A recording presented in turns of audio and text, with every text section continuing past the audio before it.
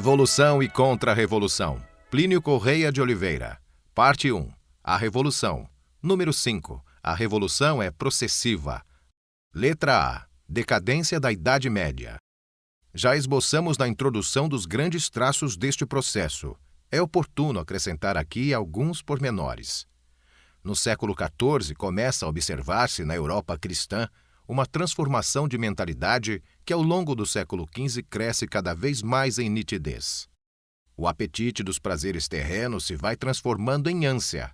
As diversões se vão tornando mais frequentes e mais suntuosas. Nos trajes, nas maneiras, na linguagem, na literatura e na arte. O anelo crescente por uma vida cheia de deleites da fantasia e dos sentidos vai produzindo progressivas manifestações de sensualidade e moleza.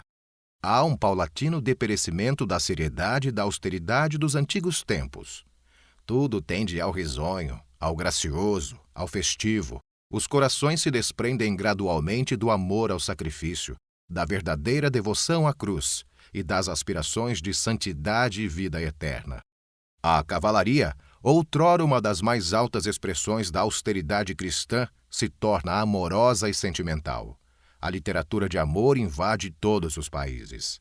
Os excessos do luxo e a consequente avidez de lucros se estendem por todas as classes sociais. Tal clima moral, penetrando nas esferas intelectuais, produziu claras manifestações de orgulho, como o gosto pelas disputas aparatosas e vazias, pelas argúcias inconsistentes, pelas exibições fátuas de erudição, e lisonjeou velhas tendências filosóficas, das quais triunfara a escolástica, que já agora, relaxado o antigo zelo pela integridade da fé, renasciam em aspectos novos. O absolutismo dos legistas, que se engalanavam com um conhecimento vaidoso do direito romano, encontrou em príncipes ambiciosos um eco favorável, e para e passo foi se extinguindo nos grandes e nos pequenos a fibra de outrora para conter o poder real nos legítimos limites vigentes nos dias de São Luís de França e São Fernando de Castela. B. Pseudo-reforma e renascença. Este novo estado de alma continha um desejo possante, se bem que mais ou menos inconfessado, de uma ordem de coisas fundamentalmente diversas da que chegara ao seu apogeu nos séculos XII e XIII. A admiração exagerada e não raro delirante pelo mundo antigo serviu como meio de expressão a esse desejo, procurando muitas vezes não colidir de frente com a velha tradição medieval. O humanismo e a renascença tenderam a relegar a Igreja, o sobrenatural, os valores morais da religião a um segundo plano. O tipo humano, inspirado nos moralistas pagãos, que aqueles movimentos introduziram como ideal na Europa, bem como a cultura e a civilização coerentes com este tipo humano, já eram os legítimos precursores do homem ganancioso, sensual, laico e pragmático de nossos dias, da cultura e da civilização materialista em que cada vez mais vamos imergindo.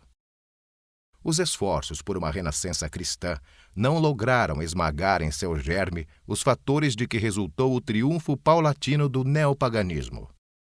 Em algumas partes da Europa, este se desenvolveu sem levar à apostasia formal. Importantes resistências se lhe opuseram. E mesmo quando ele se instalava nas almas, não lhes ousava pedir-lhe, de início pelo menos, uma formal ruptura com a fé. Mas em outros países ele investiu às escâncaras contra a Igreja. O orgulho e a sensualidade em cuja satisfação está o prazer da vida pagã suscitaram o protestantismo. O orgulho deu origem ao espírito de dúvida, ao livre exame, à interpretação naturalista da Escritura. Produziu ele a insurreição contra a autoridade eclesiástica, expressa em todas as seitas pela negação do caráter monárquico da Igreja Universal, isto é, pela revolta contra o papado. Algumas, mais radicais, negaram também o que se poderia chamar de alta aristocracia da Igreja, ou seja, os bispos, seus príncipes. Outras ainda negaram o próprio sacerdócio hierárquico, reduzindo-o à mera delegação do povo, o único detentor verdadeiro do poder sacerdotal. No plano moral, o triunfo da sensualidade no protestantismo se afirmou pela supressão do celibato eclesiástico e pela introdução do divórcio. C. Revolução Francesa. A ação profunda do humanismo e da renascença entre os católicos não cessou se dilatar numa crescente cadeia de consequências em toda a França. Favorecida pelo enfraquecimento da piedade dos fiéis, ocasionado pelo jansenismo e pelos outros fermentos que o protestantismo do século XVI desgraçadamente deixara no reino cristianíssimo. Tal ação teve por efeito no século XVIII uma dissolução quase geral dos costumes, um modo frívolo e brilhante de considerar as coisas, um endeusamento da vida terrena, que preparou o campo para a vitória gradual da irreligião. Dúvidas em relação à Igreja, negação da divindade de Cristo, deísmo, ateísmo incipiente foram as etapas dessa apostasia. Profundamente afim com o protestantismo, herdeira dele do neopaganismo renascentista, a Revolução Francesa realizou uma obra de todo em todo simétrica à pseudo-reforma. A Igreja Constitucional, que ela, antes de naufragar no deísmo e no ateísmo, tentou fundar, era uma adaptação da Igreja da França ao espírito de protestantismo. Era a obra política da Revolução Francesa, foi senão a transposição para o âmbito do Estado, da reforma que as seitas protestantes mais radicais adotaram em matéria de organização eclesiástica. Revolta contra o rei, simétrica à revolta contra o Papa. Revolta da plebe contra os nobres, simétrica à revolta da plebe eclesiástica, isto é, dos fiéis contra a aristocracia da Igreja, isto é, o clero. A afirmação da soberania popular, simétrica ao governo de certas seitas, em medida maior ou menor pelos fiéis. D. Comunismo. No protestantismo nasceram algumas seitas que, transpondo diretamente suas tendências religiosas para o campo político, prepararam o advento do espírito republicano. São Francisco de Sales, no século XVII, premuniu contra estas tendências republicanas o Duque de Saboia. Outras, indo mais longe, adotaram princípios que, se não chamarem comunistas em todo o sentido odierno do termo, são pelo menos pré-comunistas. Da Revolução Francesa nasceu o movimento comunista de Babeuf, e mais tarde do espírito cada vez mais vivaz da Revolução, irromperam as escolas do comunismo utópico do século XIX e o comunismo dito científico de Marx. E o que de mais lógico? O deísmo tem como fruto normal o ateísmo. A sensualidade, revoltada contra os frágeis obstáculos do divórcio, tende por si mesma ao amor livre. O orgulho, inimigo de toda superioridade, haveria de investir contra a última desigualdade, isto é, a de fortunas. E assim, ébrio de sonhos da República Universal, de supressão de toda autoridade eclesiástica ou civil, de abolição de qualquer igreja, e depois de uma ditadura operária de transição, também do próprio Estado. Aí está o neobárbaro do século XX, produto mais recente e mais extremado do processo revolucionário. E monarquia, república e religião. A fim de evitar qualquer equívoco, convém acentuar que esta exposição não contém a afirmação de que a república é um regime político necessariamente revolucionário. Leão XIII deixou claro ao falar das diversas formas de governo que cada uma delas é boa, desde que saiba caminhar retamente para seu fim, a saber, o bem comum para o qual a autoridade social é constituída. Taxamos de revolucionária, isto sim, a hostilidade professada por princípio contra a monarquia e a aristocracia, como sendo formas essencialmente incompatíveis com a dignidade humana e a ordem normal das coisas. É o erro condenado por São Pio X na Carta Apostólica Notre Charge Apostolique, de 25 de agosto de 1910. Não é isto uma injúria às outras formas de governo, que são rebaixadas por esse modo à categoria de governos impotentes, aceitáveis à falta de melhor? Ora, sem este erro inviscerado no processo de que falamos, não se explica inteiramente que a monarquia qualificada pelo Papa Pio VI como sendo em tese a melhor forma de governo tenha sido objeto nos séculos XIX e XX de um movimento mundial de hostilidade que deu por terra com os tronos e as dinastias mais veneráveis. A produção em série de repúblicas para o mundo inteiro é, a nosso ver, um fruto típico da Revolução e um aspecto capital dela. Não pode ser taxado de revolucionário quem, para sua pátria, por razões concretas e locais, ressalvados sempre os direitos da autoridade legítima, prefere a democracia à aristocracia ou à monarquia, mas sim quem, levado pelo espírito igualitário da Revolução, odeia, em princípio, e qualifica de injusta ou inumana por essência a aristocracia ou a monarquia. Desse ódio antimonárquico e anti-aristocrático nascem as democracias demagógicas, que combatem a tradição, perseguem as elites, degradam o tônus geral da vida e criam um ambiente de vulgaridade que constitui como que a nota dominante da cultura e da civilização, se é que os conceitos de civilização e de cultura se podem realizar em tais condições.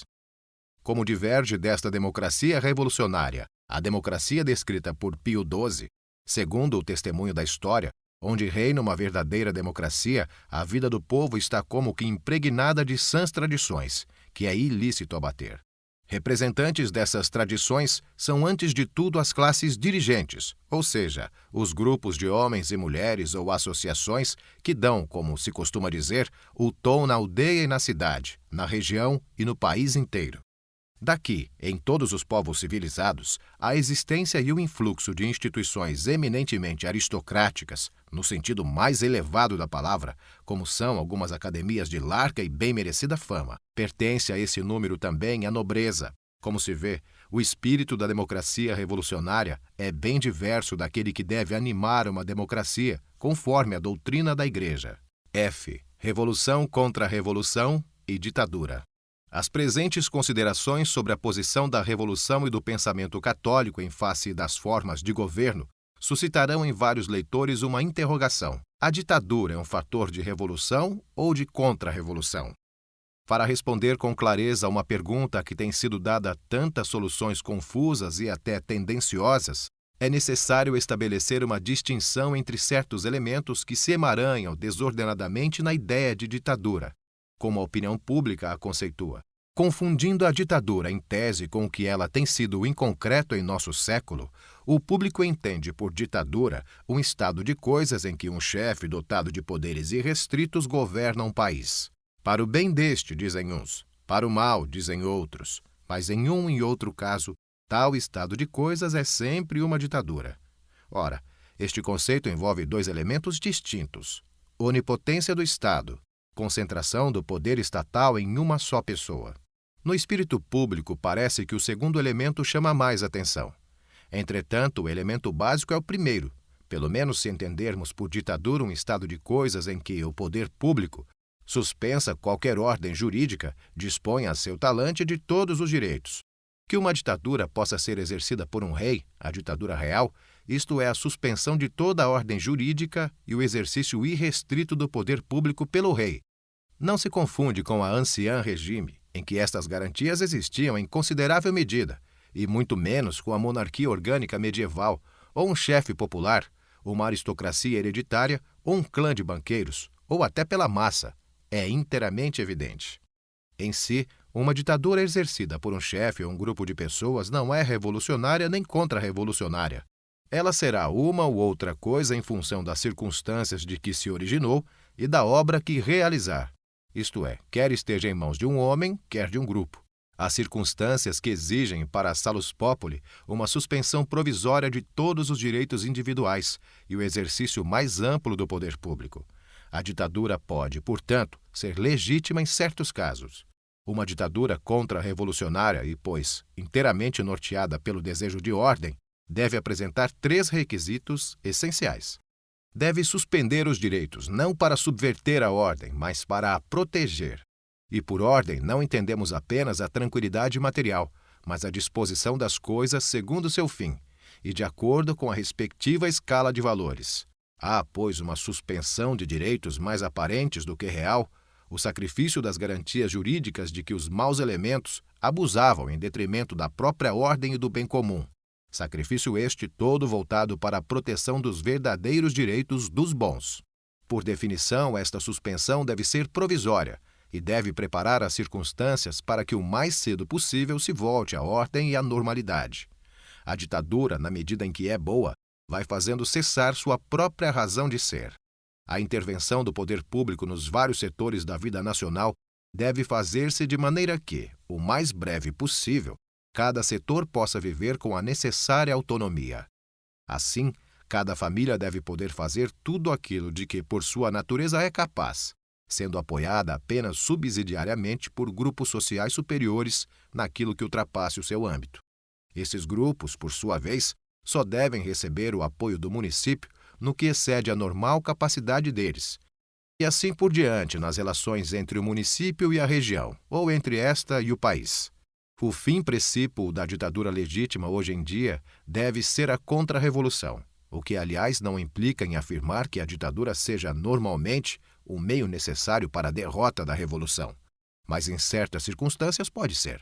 Pelo contrário, a ditadura revolucionária visa eternizar-se, viola os direitos autênticos e penetra em todas as esferas da sociedade para as aniquilar, desarticulando a vida de família, prejudicando as elites genuínas, subvertendo a hierarquia social, alimentando de utopias e de aspirações desordenadas a multidão, extinguindo a vida real dos grupos sociais e sujeitando tudo ao Estado. Em uma palavra, favorecendo a obra da revolução. Exemplo típico de tal ditadura foi o hitlerismo. Por isto, a ditadura revolucionária é fundamentalmente anticatólica. Com efeito, em um ambiente verdadeiramente católico, não pode haver clima para uma tal situação.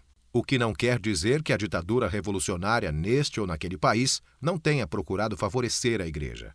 Mas trata-se de atitude meramente política, que se transforma em perseguição franca ou velada logo que a autoridade eclesiástica comece a deter o passo a passo da revolução.